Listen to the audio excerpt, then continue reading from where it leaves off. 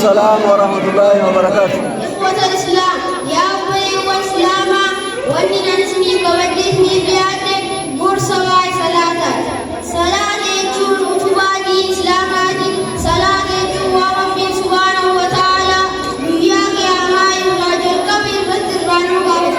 صلاة خير سيد الله دلقان تيمنتي سيد الله صلاة خير سلام النار مدلقان تيمنتي بدي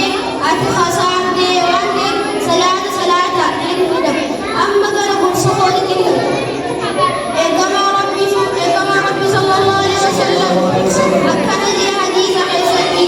وعن أبي هريرة رضي الله عنه الله يشرعه قال لي أن رسول الله صلى الله عليه وسلم كما ربي من أدرك من لك ركعة من صلاة الصبح قبل أن تطلع الشمس صلاة الصبح كان من كوجاتهم بوجودي وقد أدرك الصبح نمني سنوات الصبح لكوجه ومن أدرك العصر نمني لكوجه صغرى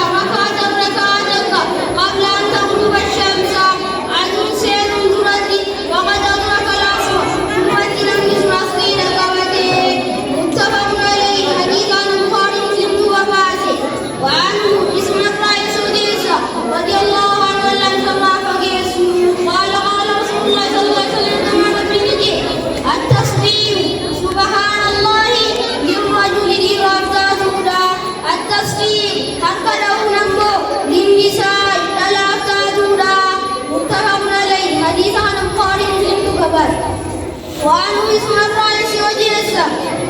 أن رسول الله صلى الله عليه وسلم يكرم ربي قال نجي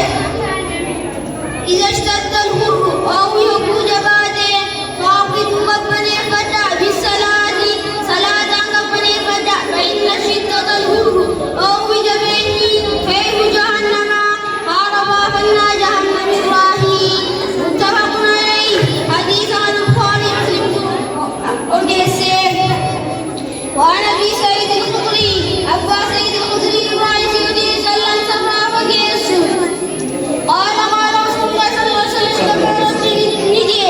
لا صلاة إنسان بعد الصبح एक सुबह की حتى تطلع الشمس أما بعد الدين لا صلاة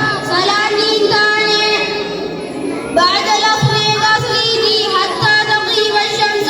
أما سند الدين متفق عليه حديث عن البخاري ومسلم كباسه وعن عبادة بن شامل صلى الله عليه وسلم قال رسول الله صلى الله عليه وسلم يكما نبيه لا صلاة إنسان لمن لم يقرأ نمغرين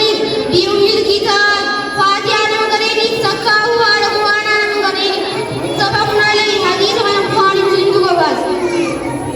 وعن أبي سعيد وعن عائشة رضي الله عنها عائشة رسول الله صلى الله عليه وسلم قالت يقول رسول الله صلى الله عليه وسلم كما ربي يقول رجو في ركوع ساق سدي وسجوده سجود ساق سدي لحجوته سبحانك اللهم سبحانك اللهم لا إله إلا أنت اللهم يا الله ربنا يا ربي وبحمدك